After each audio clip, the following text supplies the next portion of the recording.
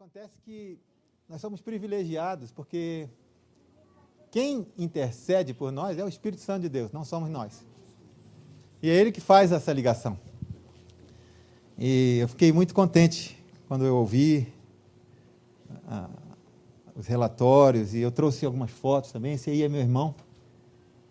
Meu irmão, porque o pai dele, quando eu fui aí na tribo Apinagé, lá no Tocantins, da primeira vez, o pai dele me adotou como filho.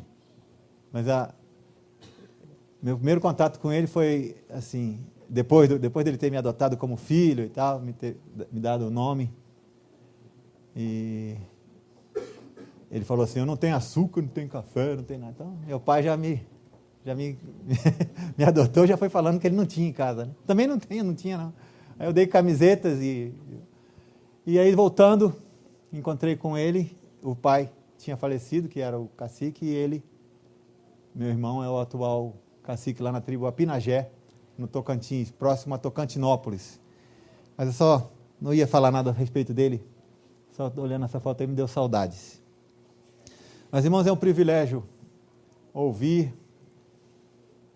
os cânticos, é um privilégio nos reunirmos para conferir o que anda sendo feito por aí, ouvir dos relatórios dos obreiros nos campos, mas o privilégio maior era obedecer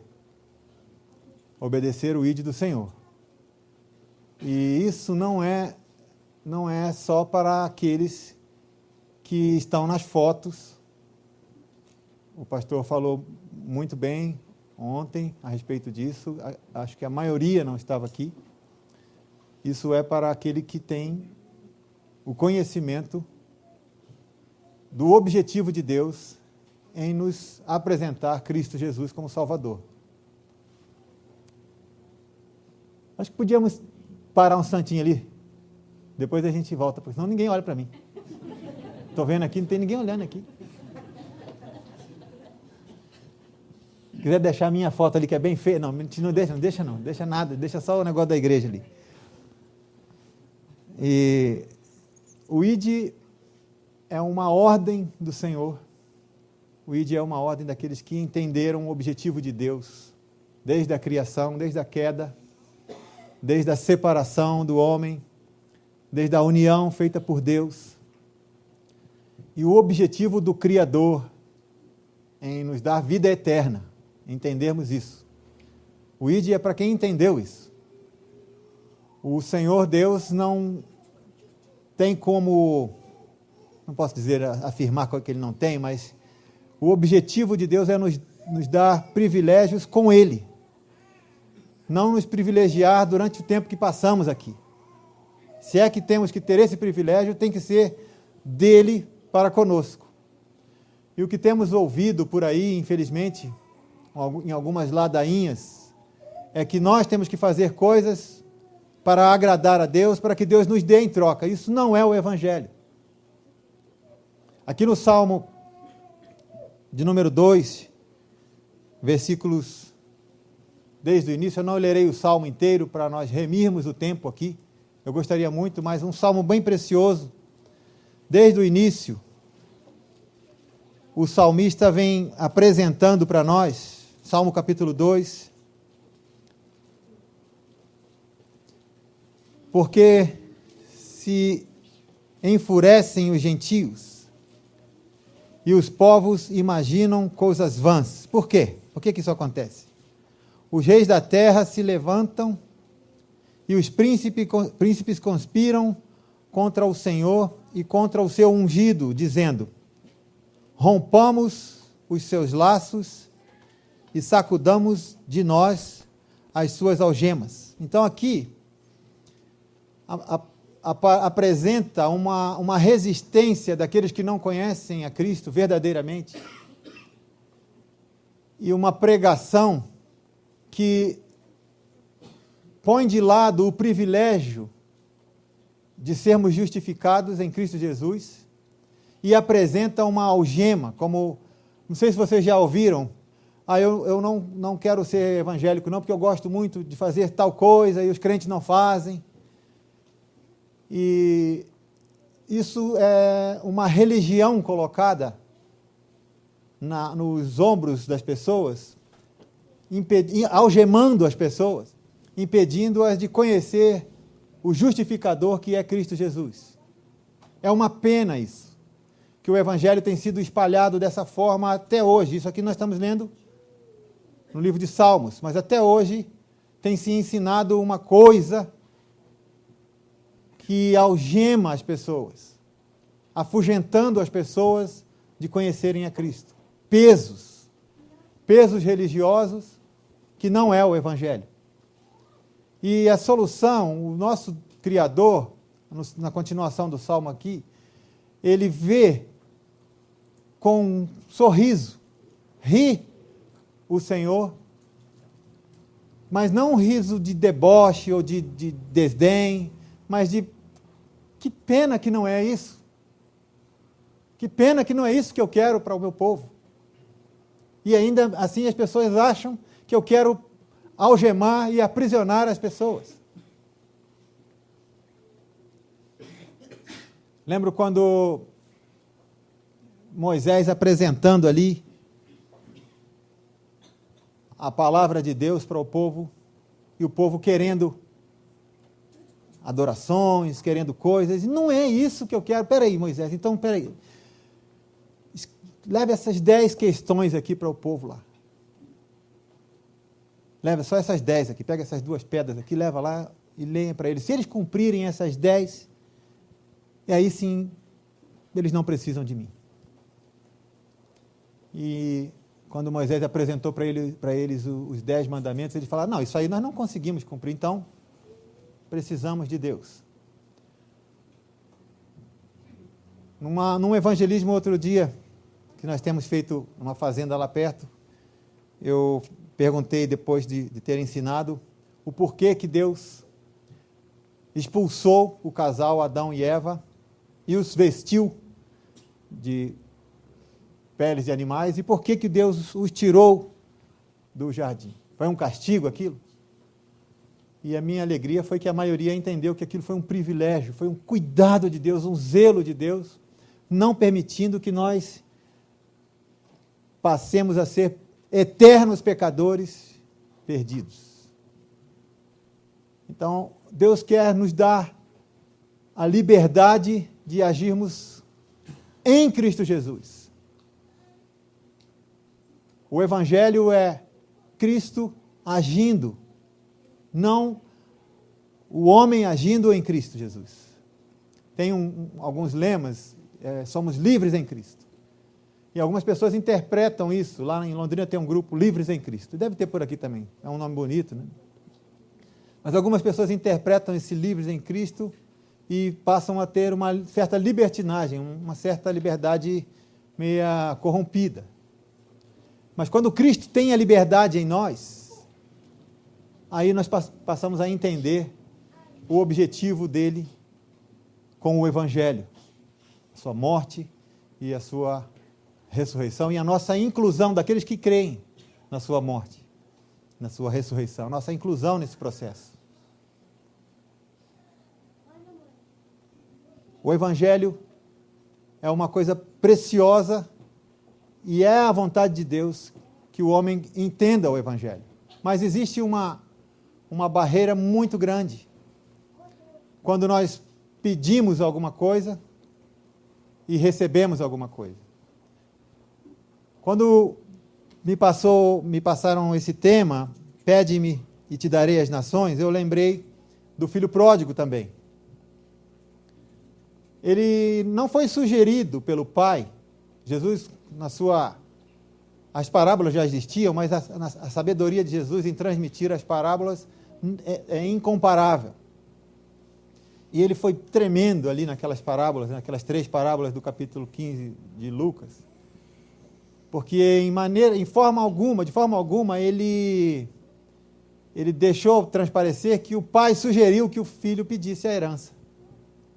Então ele deixou bem claro que quando nós tomamos a frente, colocamos a carroça na frente dos bois, nós entramos pelo cano. Mas aqui, no Salmo, no versículo 8, ele ele dita uma sentença: pede-me, pede-me, e eu te darei por herança as nações. O pedir é a iniciativa do Pai.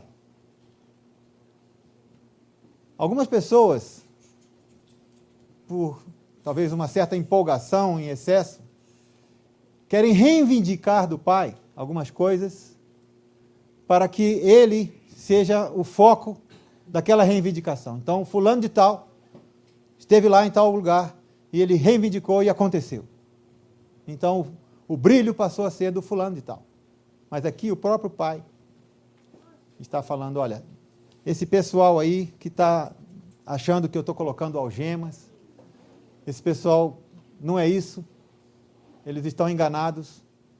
Avisem para eles que eu quero que eles tenham a liberdade, mas que o Filho possa reinar em suas mentes. Me peça que eu vou orientar vocês a ganhar essas nações. É uma herança tremenda. E para o inimigo de Deus, ele não tem nenhum prazer em saber disso. Porque uma herança, eu não trabalho em nenhum órgão, não trabalho em nada assim de leis e tal, mas eu posso imaginar que uma herança, alguém que tem uma herança, aquela herança pertence a ele. Né? Só se tiver alguma coisa, eu não sei se... Tem jeito de tirar a herança de alguém assim, de uma forma... Essa herança pertence à pessoa, tem jeito dela não pertencer mais? Tem jeito? Eu não sei, alguém pode me ajudar aqui? Qual é a maneira? Crime? Cadê? Quem está falando aqui? Se ela cometeu um crime... não, eu não estou falando disso. Estou falando assim, a herança pertence à pessoa ali. Não estou falando daquela mulher que se matou e apareceu viva. Né? Mata o pai e a mãe. Eu estou falando de uma herança que pertence a alguém e aquela herança deixa de ser dela no processo natural. Não, é ela que está transferindo, né? Os irmãos entenderam onde eu quero chegar, não é verdade? Não vamos rodar muito aqui, não. Você viu que eu não entendo nada. Mas eu imagino que alguém que tem uma herança, aquela herança é dele. Então, o próprio Deus orientou o salmista a escrever: pede-me uma coisa que é sua já. Peça-me e eu te darei. Só que aí vem os trambiques no meio disso aí. Vem, mata pai e mãe para receber herança e etc. Aquilo que nós já citamos aqui. Vamos para Apocalipse capítulo 12. Vamos citar aqui algumas... Apocalipse capítulo 12.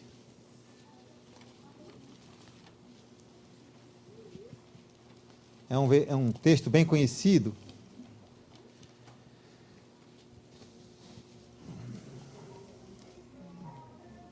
Viu-se um grande sinal no céu, a saber, uma mulher vestida do sol, com a lua debaixo dos pés e uma coroa de 12 estrelas na cabeça, que, achando-se grávida, grita com as dores de parto, sofrendo tormentos para dar à luz. Viu-se também outro sinal no céu, e eis um dragão, olha ele aí, grande, vermelho, com 7 cabeças, 10 chifres, e nas cabeças 7 diademas.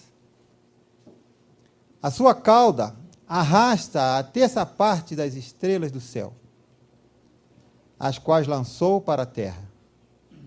E o dragão se deteve em frente à mulher, que estava para dar à luz, a fim de lhe devorar o filho, quando nascesse. Nasceu-lhe, pois, o filho, varão, que há de reger todas as nações, com cetro de ferro, e o seu filho foi arrebatado para Deus até ao seu trono.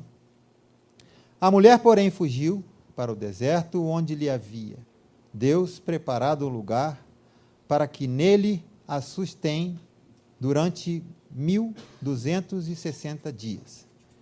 Versículo 8, todavia não prevaleceram, nem mais se achou no céu o lugar deles. E foi expulso o dragão, a antiga serpente, que se chama Diabo e Satanás, o sedutor de todo o mundo. Sim, foi atirado para a terra e, com ele, os seus anjos. Então ouvi grande voz do céu proclamando: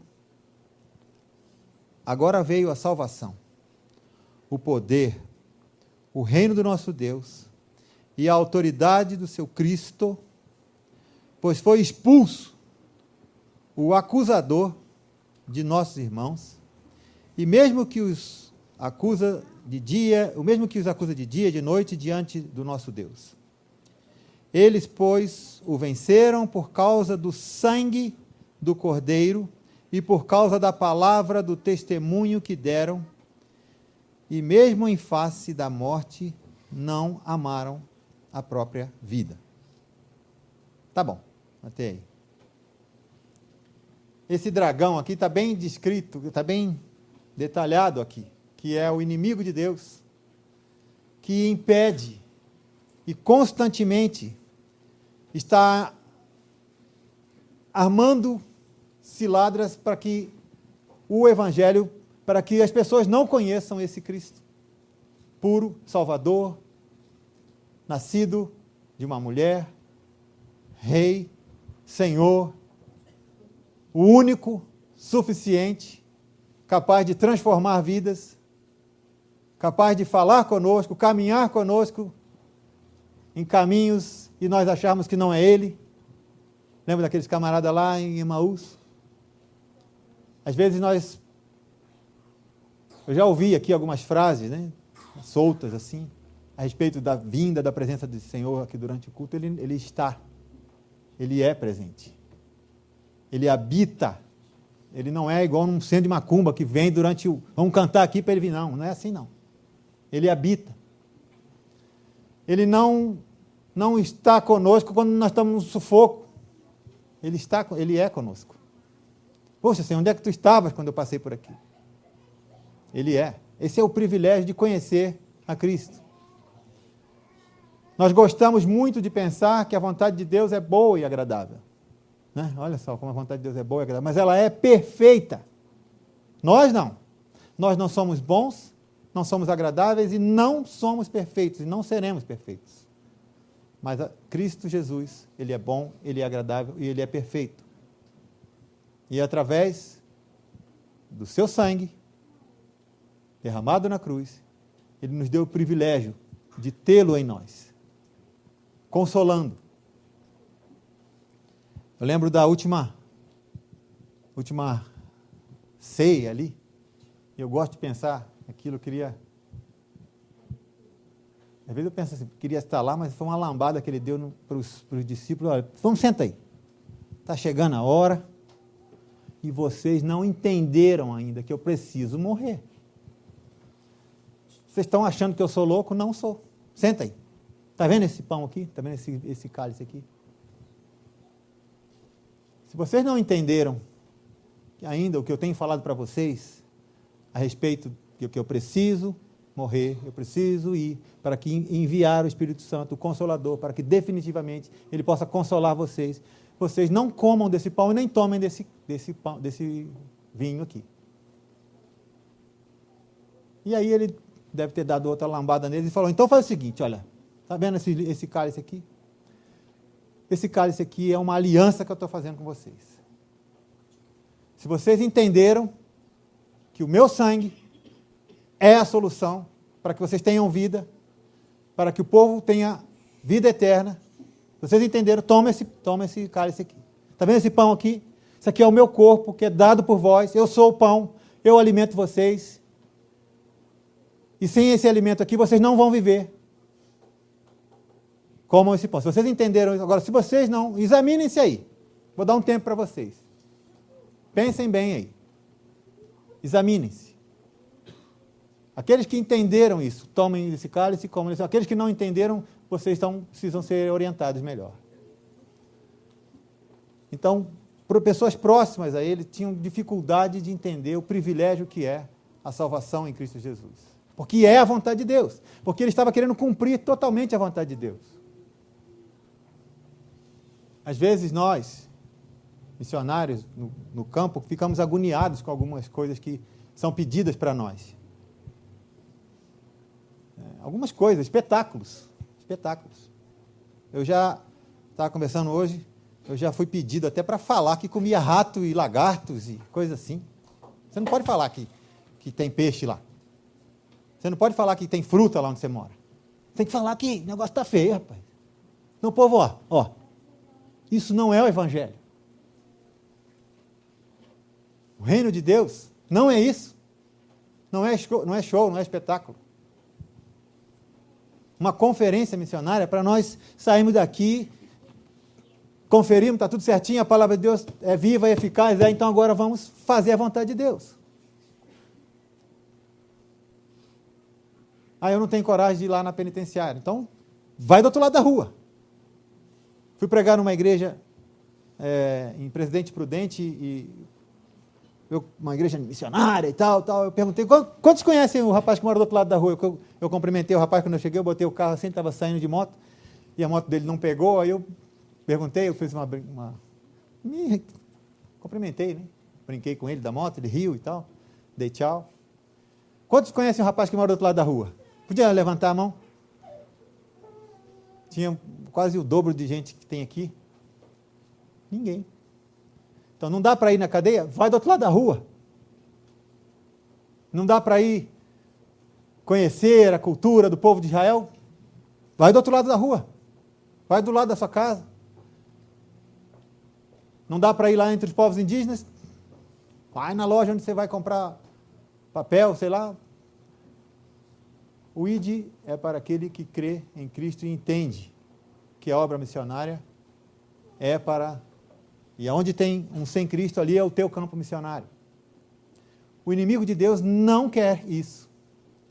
O inimigo de Deus tem plantado no meio do povo de Deus um negócio parecido com o Evangelho que enche pessoas. Que pessoas saem regozijando de poder do Espírito. Mas no dia seguinte, na segunda-feira, murcho. Igualzinho aquela alimentação lá com os porcos, aquelas alfarrobas que ele comia. Se alimentou, no dia seguinte murchou. Isso não é o Evangelho. O Evangelho não é um negócio que precisa ser abastecido. É Cristo em nós. É a esperança, é a única esperança. O fato de nos reunirmos aqui é muito bom, muito agradável. Mas o ideal seria que todos nós estivéssemos caminhando aí com sabedoria, sabendo o que falar e alcançando outros para Cristo. Mas é assim que funciona, nós nos reunimos, nós sentamos, isso é muito gostoso, mas a nossa intenção deve ser sempre glorificar ao Senhor. Não vir nos cultos para ver se eu vou gostar da mensagem. Não gostei do louvor, porque o louvor não é para nós, é para o Senhor. A visão de Deus é muito simples, é muito pura. Esse rir, ele deve estar... Puxa vida. Meu povo está lá fazendo algumas coisas que não precisava fazer. Eles estão se algemando. Alguns até ensinam as pessoas que devem se algemar. Fui pregar numa igreja e um casal lá onde eu fiquei, eles não tinham televisão e aí ele falou que vendeu a televisão, porque o pastor falou que não era para ter televisão, não. Aí eu falei, então, por que não pode ter televisão? Você vendeu para quem? Eu vendi para uma pessoa, e a outra pessoa pode? Por que não pode ter televisão em casa? Você tiver quebrar a tua televisão. Joga no mato, joga no rio, não deixa ninguém ver, por que você não pode e o outro pode? Aí não vou quebrar minha televisão, né? Passaram-se mais alguns meses, ele saiu da igreja. A esposa do pastor estava contando a novela na porta da igreja. Aí ela falou, a senhora viu a novela? Vi. Mas eu tenho maturidade para assistir televisão. Pessoas estão algemando as pessoas. com uma coisa parecida com o Evangelho, e Deus deve estar lá rindo. Não é isso, não é isso. Não precisa fazer isso. O dragão sempre esteve irado. Sempre esteve irado. Ele queria matar o Salvador. Sempre esteve irado. E ele permanece irado. E dentro de alguns templos, ele tem colocado lobos super capazes, com bastante inteligência, transmitindo algo parecido. Igual quando a gente compra alguma coisa lá no exterior, chega em casa, abre, só tem a caixa, né? Não vou dizer o nome do país, não, porque vai que tem alguém aí de lá. Quase igual. A caixa era igualzinha, mas quando eu abri não tinha. E às vezes está lá dentro, mas não funciona também. Opa, colocou nada aí não. Tem colocado pontos de vista errados a respeito dele na mente das pessoas. Mateus capítulo 9, versículo 36 e 38 foi lido hoje já.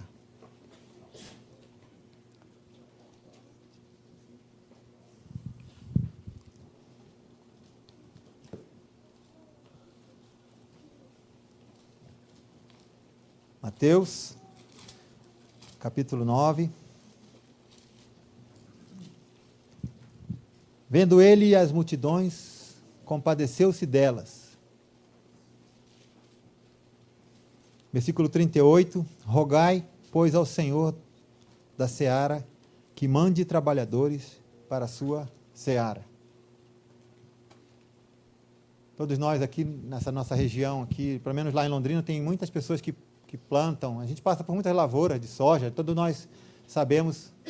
E até eu que nunca plantei, pelo fato de conhecer pessoas, eles me explicam mais ou menos quando é que está pronto para colher. E eles ficam doidos, trabalham até de madrugada colhendo. Não é assim que funciona? Porque não querem perder a sua lavoura. E aqui está escrito, ó, mande trabalhadores para colher. Mande trabalhadores. Porque está pronto já. Está tudo pronto. O dragão vai fazer com que pessoas reconheçam a lavoura, reconheçam as que já estão prontos para ser ceifados os campos, mas vão achar que quem tem que ir lá é o pastor, é o missionário, é o pessoal do coral, o pessoal que assa frango. Já que você assa frango, fica ali na beira daquela assadeira, ela vai para o campo você. Né, Paulo? Cadê ele? Está ali. Vai você. Né? Pessoal que põe a mão na mão, agora eu não. Vou esperar, mas não é isso. É para todos nós. E é para rogar ao Senhor da seara que mande. É isso que nós estamos fazendo aqui. Nossa conferência missionária é para conferir que o negócio está funcionando e sair para o campo. Não é show, não é espetáculo. O dragão tem tentado impedir a chama, tem tentado apagar a chama que Deus colocou no nosso coração. Porque a palavra de Deus é um manual, um processo para nós seguirmos. Mas o dragão tem tentado colocar conceitos errados. Tem colocado conceitos errados também o que é uma igreja missionária. Uma igreja missionária. Ele tem colocado conceitos errados sobre o que é uma chamada missionária. O Senhor não chama. Se chamar alguém desse resultado, nós, pais, não precisaríamos chamar nossos filhos tanto de manhã para acordar. Eu não sei se vocês têm essa dificuldade. Ainda bem que meu filho está aqui, ele sabe que eu estou falando a verdade. Mas quando eu mando ele levantar, é diferente. Agora não que está me batendo já, mas até um certo tempo atrás, quando eu mandava, é diferente quando se manda. E o ide por todo mundo não é um chamado. É uma ordem. É uma ordem. E é um privilégio tão grande quando nós obedecemos, né, ordens. É um privilégio mesmo. Eu tive um privilégio de servir o Exército, na Brigada Paraquedista lá no Rio de Janeiro. e fui cabo paraquedista, e eu tenho o maior prazer em obedecer. Não porque... Mas eu gosto, é mais fácil do que ser mandado de novo, né? Eu lembro de um colega meu que ele estava de serviço na garagem, e daqui a pouco ele resolveu dar uma volta de jipe, de madrugada. A viatura andando de madrugada lá. Quando ele retornou e botou a viatura lá, todo contente lá, o tenente, o oficial de dia, botou um revólver na cabeça dele, tomou a arma dele, botou 30 dias de cadeia. Então, fazer o contrário de que obedecer, não dá certo. Ele não era para fazer aquilo. Então, o certo é ficar lá na hora certa, em pé, dando aquela esticadinha de canela, fingindo que está acordado. Mas está lá. Ide por todo mundo e pregar o evangelho a toda criatura, lá em Marcos, capítulo 16, 15. É uma ordem do Senhor. Nós falamos do Êxodo 4,13 da outra vez, não falamos? Falamos? Podemos repetir de cor? Êxodo 4,13? Já deu para decorar, né? Quem leu? Quem que foi que leu aquele versículo? Foi você que leu? Não? Sem leitura, decoramos já.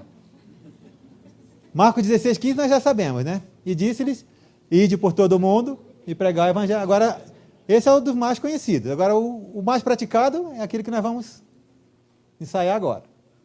Lembra? Ah, Senhor, envia quem tu hás de enviar, menos a mim. Esse é o mais praticado. Êxodo 4,13. Não fui eu que escrevi, não, foi lá. Foi Moisés quando falou para Deus, olha, Moisés, é para você fazer.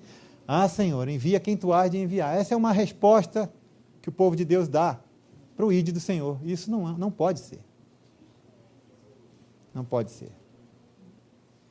Hoje o Sérgio, cadê ele? Foi o Sérgio? Lembrou do Jonas, né, Sérgio? Não quis, mas foi. Né? Não quis, mas foi. Porque é a vontade do Senhor. Quando o casal Adão e Eva, eles se vestiram de folhas tão bonitinhos, não é isso que eu quero. Deus os vestiu, porque é Deus que faz. É de lá para cá. Só que o inimigo de Deus tem tentado colocar na mente das pessoas que é daqui para lá. Chamada missionária. Ide por todo mundo, é uma ordem missionária. A ideia diabólica que aqueles que não ouviram o evangelho serão salvos. Vocês já ouviram isso? Outro dia um amigo meu, ele é autor daquela música, Cristo levou sobre si as nossas dores. Ele chegou para mim, rapaz, bem cariocão, né? Eu já deixei de ser carioca há uns 30 anos, mas ele chegou, rapaz, Robson, rapaz, fiquei sabendo de uns milagres aí, maluco. Tem gente se convertendo sem conhecer Cristo, lá não sei aonde. Aí falou o pai, eu falei, que isso, rapaz? Como é que também? Autor da música que nós cantamos, hein? Eu falei, não, rapaz, não, é um milagre que está dentro aí, pessoas estão se convertendo aí, rapaz, não estão nem ouvindo, não precisam nem ouvir o evangelho. Eu falei, beleza, então, vamos rasgar a Bíblia, não precisa mais nada. Não precisa mais nada. Deve estar dando um jeito.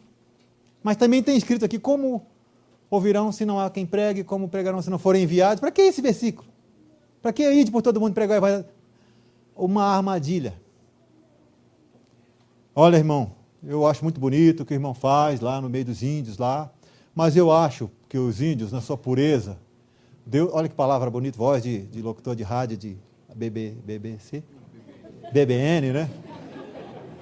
Eu acho muito bonito o que o irmão faz, olha que dedicação, desde jovem, né?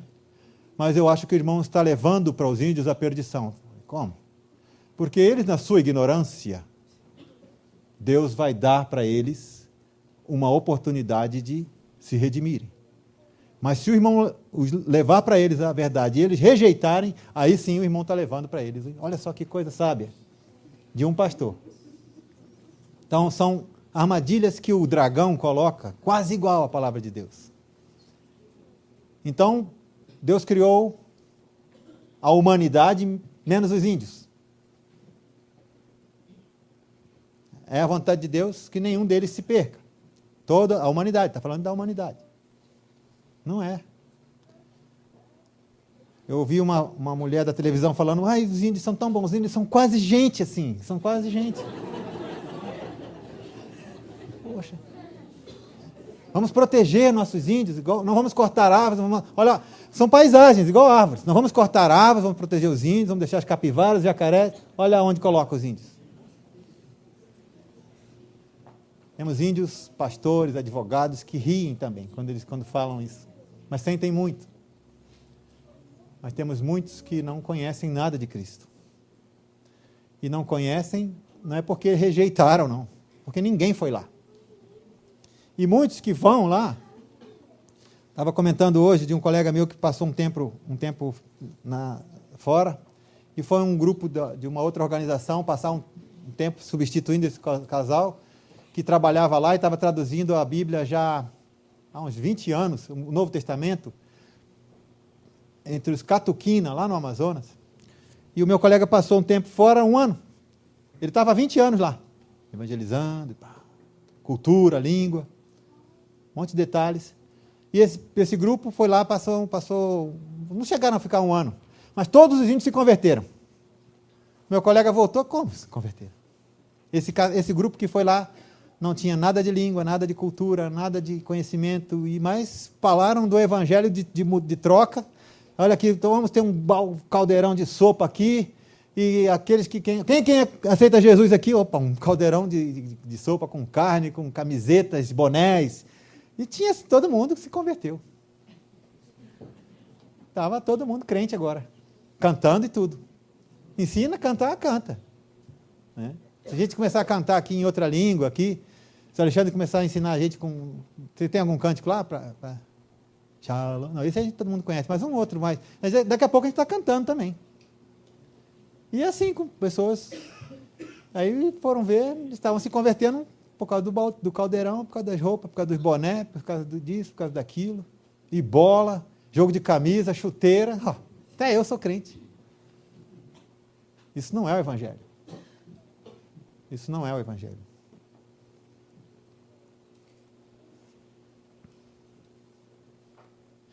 Estou pulando aqui muita coisa, hein? Esse aqui é o de sábado. Vamos chegar domingo de manhã. Outra ideia diabólica de que eles que não ouviram o Evangelho serão salvos. Já falei essa parte. A indiferença dos soldados de Cristo. A indiferença. Não, os índios não. Nossa, gente nojenta. Né? Eles fazem isso. Lembro um colega meu, Claudinei, ele trouxe uma índiazinha com um problema. Ela tinha um furo assim no céu da boca, tinha um problema no lábio. Então veio tratar em São Paulo. E veio o pai, não falava nada de português, um índio Yanomami. E o Claudinei andando com aquele índio lá em São Paulo, está mostrando, aquilo ali é isso, aquilo ali é aquilo, isso aqui, ó. Está vendo esse prédio aqui? Aqui mora um monte de gente. Gente aí nesse negócio aí? Isso na língua. Eu não sei falar a língua Yanomami. É mesmo, todo mundo mora. Tá vendo? Cada janela daquela ali, cada lugar ali é uma casa, uma pessoa. E cocô? Como é que eles fazem cocô?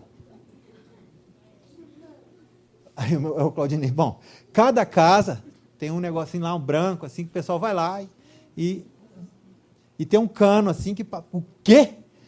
Como vocês são porcos? Faz um em cima do outro. Passa por um cano e ainda junta tudo numa que ele explicou, né? Que vai para a fossa lá e tal. Nossa, como vocês brancos são porcos, né? Faz um em cima do outro, passa por um cano e ainda guarda num buraco só. Então, quem é diferente aqui? Quem é diferente?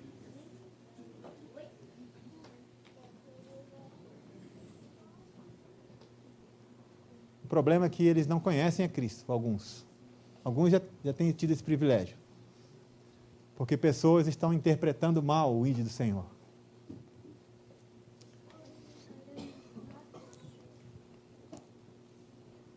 Eu vou ler aqui. A atenção das igrejas se virou para o mundanismo. Os crentes gastam mais tempo em atividades egoístas, suprindo todos os seus desejos e vontades, em crescer em meio a outros e se esquecem completamente o objetivo de estarem neste mundo, de ser sal e ser luz no meio das trevas. O inimigo, o dragão, tem pego o exército de Deus descuidado. Tem pego nossa turma descuidado. E o cuidado nós encontramos aqui na palavra de Deus. Acho que eu vou pular uma folha aqui, senão a Emília não fala.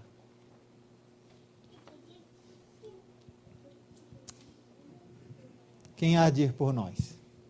Vamos passar para essa parte aqui.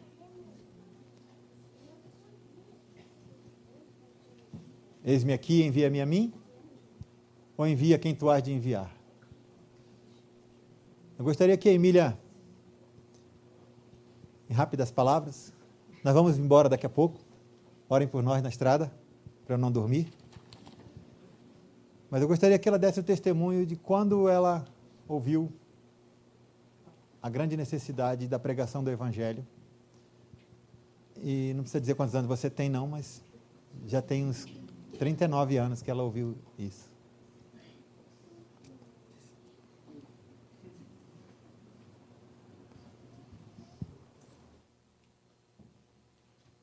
Eu já falei para ele que eu não tenho problema em dizer a minha idade, mas ele sempre repete essa. Hoje, para mim, de manhã, foi um tempo muito precioso que eu tive com as crianças. E eu estou vendo algumas delas aqui, outras já dormiram. Mas o que eu perguntei para elas é que quem era missionário. Eu contei uma das histórias da Amy Carmichael, e eu perguntei quais delas eram missionárias. E quando eu falei que elas eram missionárias, algumas falaram, não, eu não sou missionária, eu sou criança. Só que eu gosto sempre de pensar, quando eu ouvia os desafios missionários, eu pertencia à Igreja Batista de Santos, eu me converti aos 7, e a minha igreja, na época, era uma igreja que sempre tinha conferência, missionários participando, e eu me decidi a ser missionária com 9 anos de idade. E hoje de manhã na sala nós tínhamos algumas crianças com esta idade. Então, muitas vezes a gente pensa que Deus só fala com os adultos, só fala com os jovens, né? Mas uma criança, ela também ouve a voz do Espírito Santo. E depois, na adolescência, eu tive um pouco de medo, quando eu comecei a tomar consciência do que seria realmente uma vida entregue a Deus. Eu tentei fugir, mas Deus não deu paz ao meu coração, e foi aos 17 anos que eu saí de casa, então, para estudar teologia, me preparar para trabalhar entre os índios. Daqui a 2 anos, eu já faço 50 anos. E todo esse tempo que eu tenho estado no ministério, e esses quase 10 anos que nós estamos morando ali em Londrina, o que tem me assustado muito é a falta de moralidade, é a falta de caráter, é a falta de noção de Deus. E isso só não no meio dos incrédulos, no mundo, né, que a gente chama, mas nas igrejas também. Hoje, se nós pensarmos, eu acho que cada um aqui vai entender exatamente o que eu estou falando, aonde a gente trabalha tem falsidade, nas igrejas tem briga entre irmãos, dentro de casa é a falta de relacionamento entre marido e mulher, filhos. Como é difícil hoje em dia a gente colocar na mente dos nossos filhos a palavra de Deus. Ontem eu gostei quando o pastor falou que muitas vezes os nossos filhos estão com HD vazio, porque nós não temos a palavra de Deus. E o mundo enche de coisa que agrada a Satanás, mas não a Deus. Então, essa nossa vida de lutar, de nadar contra a maré, está ficando cada vez pior. Então, para nós sermos missionários, fazermos a vontade de Deus, e eu não estou falando só nós, missionários de carteirinha, é difícil, porque dá um desânimo muito grande. Parece que a gente quer trabalhar, fazer alguma coisa e não tem resultado. E com uma conferência missionária como essa, desculpa,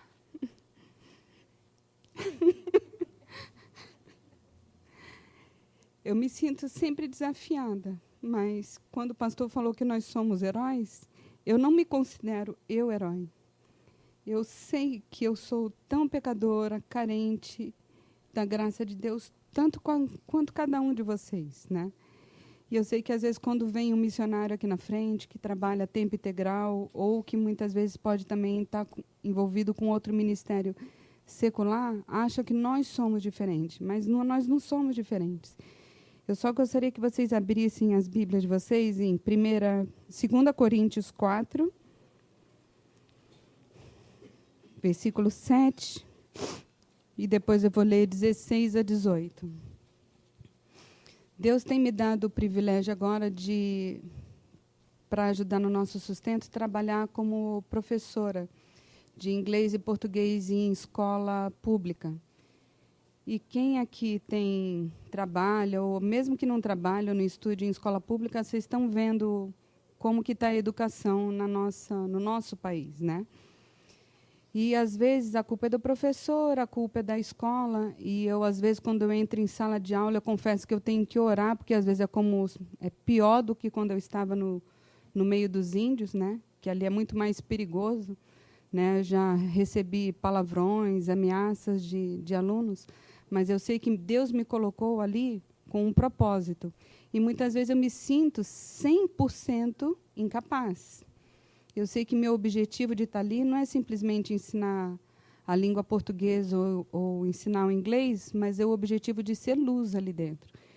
E quando você entra numa sala que ninguém, às vezes, nem te ouve, você dá aula para as paredes, né? Fala, mas como que eu vou testemunhar numa situação aqui como essa? E Deus tem dado esse versículo aqui para mim. Porém, nós que temos esse tesouro espiritual, somos como potes de barro, para que fique claro que o poder supremo pertence a Deus e não a nós. Então, quanto mais eu me sinto, quanto mais você se sente incapaz, é justamente aí que Deus vai poder agir.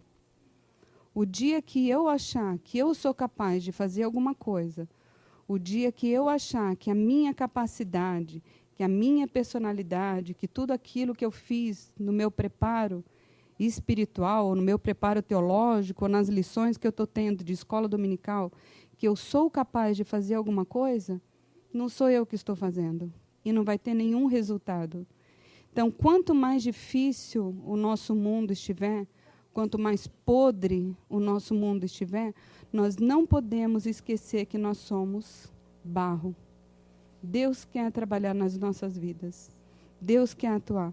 Eu não sei o que Deus falou para você, né, desde sábado, nessas pregações, mas eu tenho certeza, cada um de você, cada um de nós aqui somos missionários. Você não precisa ter o seu nome arrolado em alguma missão, mas você é um missionário. Nós só estamos vivos para sermos sal e luz. No versículo 16, fala assim, por isso, então depois que nós já temos essa consciência, nós podemos dizer como Paulo, por isso nunca ficamos desanimados, mesmo que o nosso corpo vá se gastando, e quem já passou dos 40 entende justamente isso, né? O nosso espírito vai se renovando dia a dia.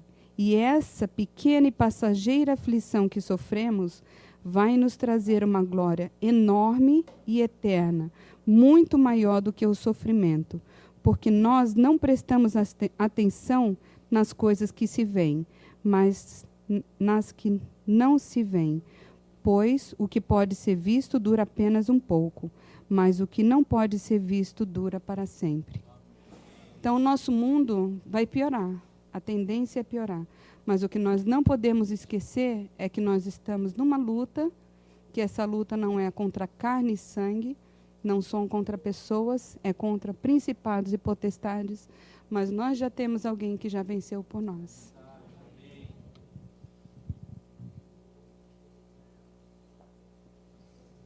Só para encerrarmos essa parte, queremos agradecer de coração. E hoje de manhã, ouvindo uma pregação do pastor Pascoal, não, antes de vir para a igreja, eu assisti do pastor Pascoal, e ele foi muito feliz. Sempre ele tem uma mensagem boa, mas eu queria compartilhar com vocês o que ele falou hoje e o que eu peguei quando Paulo se encontrou com Priscila e Áquila em Corinto, e Paulo estava pregando o evangelho uma vez por semana, aos sábados, na sinagoga, por causa das dificuldades que Paulo estava tendo. Então ele encontrou Paulo, Priscila e Áquila, e os dois o convidaram. Nós estamos também passando dificuldade, vem passar dificuldade com a gente. Nós trabalhamos fazendo tendas. Nós trabalhamos com couro, fazendo barraca de feira. Vem trabalhar com a gente. E Paulo trabalhando com eles, e no sábado pregando o evangelho. Mas de repente chegou a oferta da igreja. Aí que eu lembrei de vocês. E aí supriu para Paulo pregar todos os dias. Então, quando vocês estiverem ofertando, não ofertem pensando que vocês estão dando migalhas, ou dando esmola, ou dando... Faz parte da vontade de Deus. Porque sem essas contribuições as coisas não funcionam. O Luiz Carlos, né? Luiz Carlos vai viajar esse mês todo, né? Esse mês todinho. Eu até ontem, 9 horas mais ou menos, eu tinha mais ou menos uns 10 litros de gasolina. E um amigo meu que falou, o dia que você tiver uma situação assim, você me liga. Eu liguei para ele, era 9 horas, acordei e falei, Marcelo, você está acordado? Não. Eu preciso ir para Curitiba. Isso ontem, nossas malas no carro, ele acordou e me levou num posto. Eu, Emília e Daniel fomos num posto, ele encheu o nosso tanque e nos deu R$50. Mas ele me falou isso, quando acontecer esse tipo de coisa, me avisa. Eu não gosto disso, eu me senti muito mal fazendo isso. Então, quando vocês estiverem ofertando, lembrem-se que vocês estão ofertando para o Senhor, para que pessoas possam conhecer a Cristo. Outro dia eu estava indo com o Daniel num lugar e ele queria ir num outro lugar. Eu falei, não, Daniel, já está tarde, você tem curso hoje. Ele falou, mas pai, eu quero ir lá. E aí fui lá. E no caminho encontramos um casal caído de moto, pá, arrebentado lá. Vimos uma poeirinha assim, eles tinham acabado. Talvez no mesmo minuto que nós subimos assim uma subidinha, eles estavam terminando de rolar. Aí fomos lá. O rapaz estava quase morrendo. Se eu não tivesse ouvido a voz do meu filho, vamos lá, pai. Nós não teríamos socorrido aquele casal. Agora, por que nós fomos lá? Para socorrer aquele casal. Porque Deus tem usado pessoas para fazer isso, passar no nosso caminho, para entrar no nosso caminho. E eu poderia ficar aqui horas falando de coisas que aconteceram assim, e vocês vão citar também que aconteceu com você, porque é a vontade de Deus que nós sejamos usados por Ele. Por Ele. Então não se sinta aqui sentado e nós fazendo lá no Israel, lá na cadeia, lá entre os índios, Vocês estão juntos conosco. Nessas contribuições, nas orações. Eu sei que vocês oram, estou sempre em contato com o André e com a Alice. E a gente está sempre compartilhando nossas viagens. Eu sei que vocês estão orando. Isso é muito bom. Saber que tem uma igreja que está orando para que nós sejamos desviados do dragão. Está aí, colocando mulas na nossa frente, mula de verdade, atravessando, vultos, sonos nas estradas. Orem pelos missionários. Meu cunhado Silas Brum, minha irmã chamada Vilma, estão passando uma dificuldade muito grande agora, nesse instante. Meu cunhado tem uma doença chamada ELA. Alguém aqui conhece essa doença? Esclerose lateral amiotrópica. É aquela doença famosa que as pessoas vão perdendo força, não conseguem respirar, conseguem raciocinar, mas não tem ação para expor o raciocínio. Enxerga 2 pessoas. Meu cunhado, eu conheci a Cristo através de uma pregação do meu cunhado. Ele trabalhou muitos anos entre os índios Zoé, lá no Pará, e ele é pastor de uma igreja em Santarém, no Pará. E ele está morrendo.